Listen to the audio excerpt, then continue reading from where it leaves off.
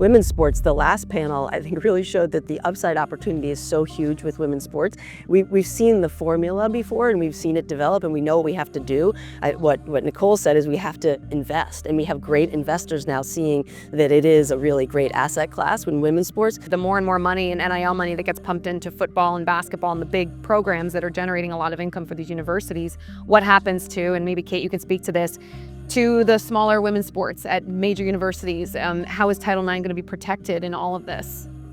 So unfortunately, right now, it's not really, and it remains to be seen. I mean, it's going to be another thing that's going to create a lot of litigation, but the government guidance right now is that Title IX does not apply to NIL.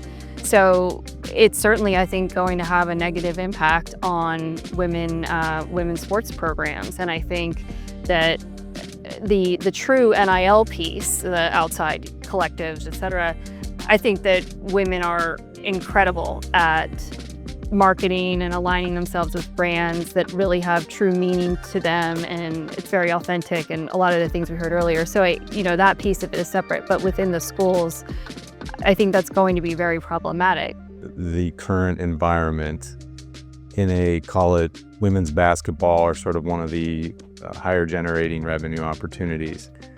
Prior to the House case implementation, if it goes in July 1st, essentially all the funding is coming through these collective entities, which are essentially donors have gotten together, decided they want to support athletics at a university. Some are very closely connected to universities, some are not, depends on state law usually how that goes. They're all doing the same thing. In the last, call it 2 seasons of women's sports, it's been a great thing for women because these collectives have basically been able to go to any of the women that they love at their university who are performing at a high level and say, this is what you're worth. And it's a negotiation, etc. Starting July 1st under the House case, that same woman, if she would like a free market, let's say, to be able to negotiate that, she really has to go to revenue sharing, which is a different pot of money. That's coming directly through the university, through this House settlement. That pot of money is currently capped at $20.3 million per season for all the athletes. A lot of the universities have been very public of how they're dividing that $20 million up, let's say. A lot of it, football. Men's football, clearly, usually about 15 million of it. Rest of it, mostly men's basketball.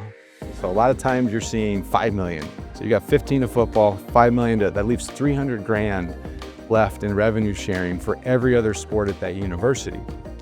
So now that same athlete, if they're at a school that values football and men's basketball, but they're a very good woman athlete, they're not getting that 300. I guarantee you that's going to, call it 30 different athletes at 10,000 a pop. And now she's got to go back to that collective source.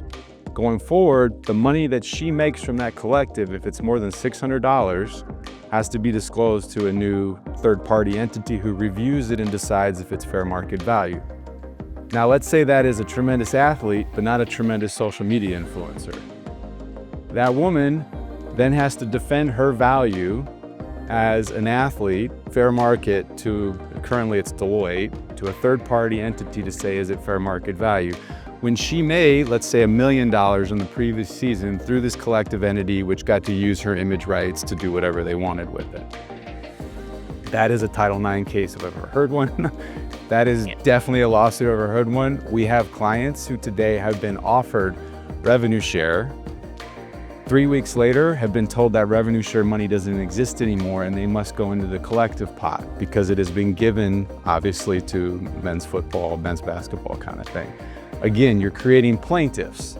Now, are those current plaintiffs part of this House settlement? 100% they are. If they didn't opt out, which almost no one did. But that doesn't mean it's a Title IX case. So they haven't given up their Title IX rights.